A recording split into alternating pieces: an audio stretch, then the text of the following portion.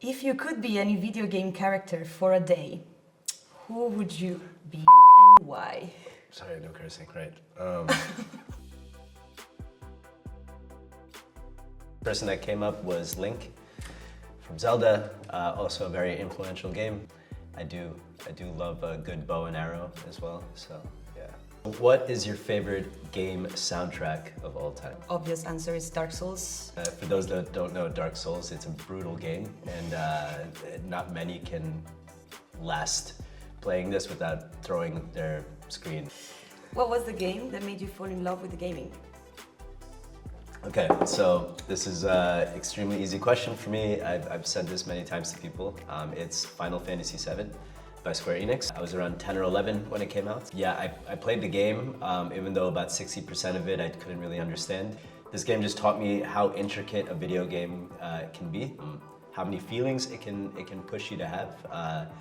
Compared to other mediums that I was into, but from reading and from movies or TV shows, like games really gave me that. I saw how much I can experience and influence the storyline, and that was, yeah, little AJ was very, yeah, impacted from that. What's your favorite aspect of gaming culture?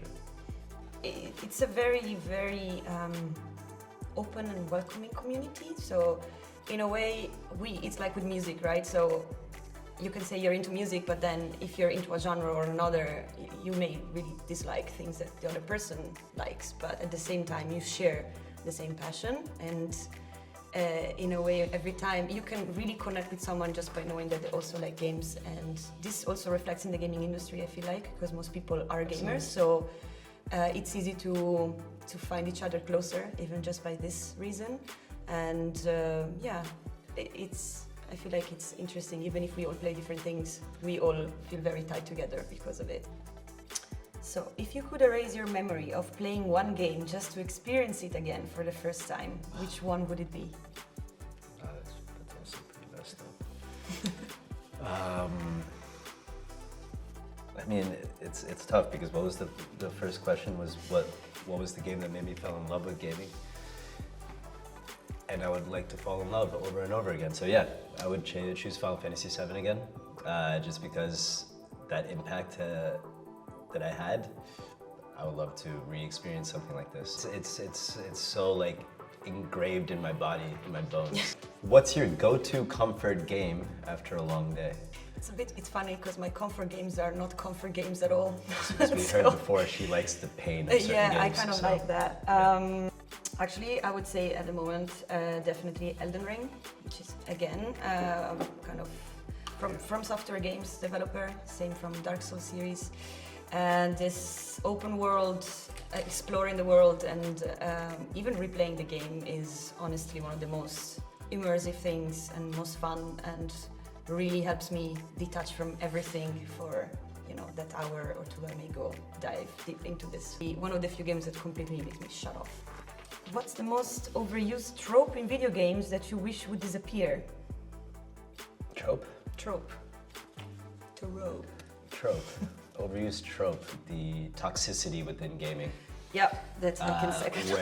Yeah, because these days, especially with esports and like games like League of Legends and things like this, the toxicity is just like skyrocketed. And yes, also a big thing is the kind of gender norms of characters and how they place certain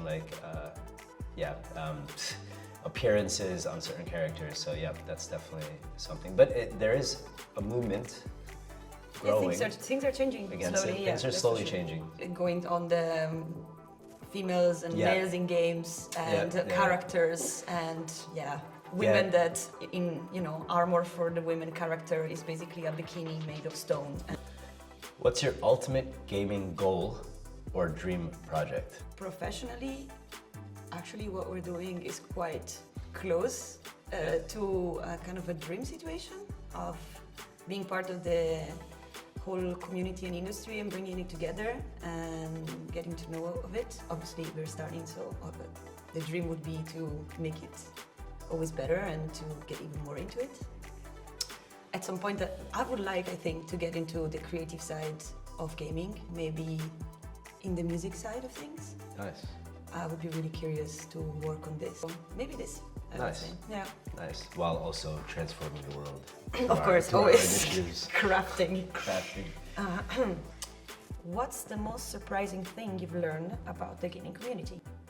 Thought it was impossible to find any sort of career in the gaming industry. That's the reason why we pushed a lot of things actually, because we were like, but it is possible. We somehow made it, so everyone else can too. So I think I was just surprised, but it's surprising, but at the same time not so surprising, because for so long the people didn't take gaming industry serious, even though it's like the highest revenue of the media sector, I guess they say now. So yeah, I think it's not that surprising, but at that moment it was just like, it was one of those moments where it was just like, we need to change this immediately. So, what's the biggest misconception people have about working in the video game industry?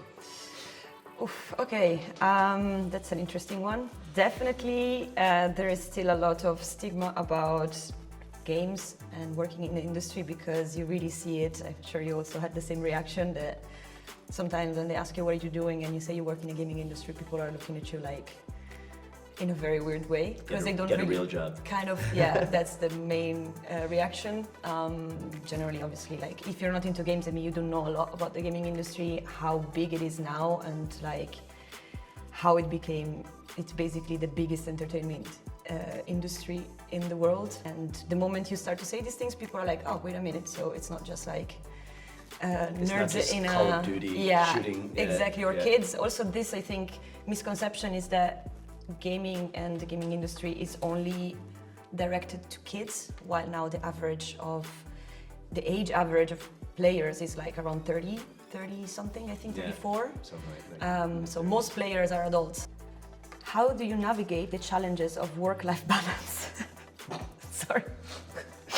It's always a thing where you end up making your passion into a profession, because that work-life balance gets mixed in between. So it's hard to have a boundary, because you're doing something you love, but at the same time you need to also care about your mental and physical well-being, and that's been a definite challenge for us, especially getting thrown into the mix of doing so many different projects at the same time, and realizing that these projects are not our lives.